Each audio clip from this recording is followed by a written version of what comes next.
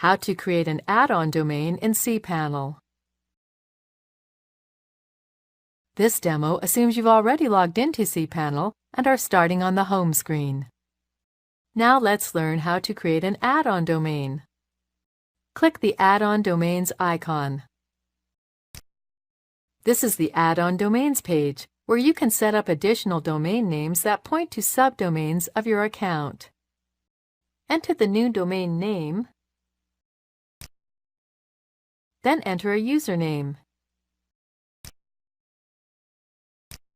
Enter and confirm a password, then click Add Domain.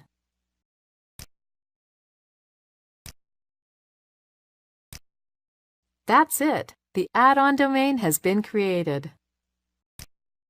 This is the end of the tutorial.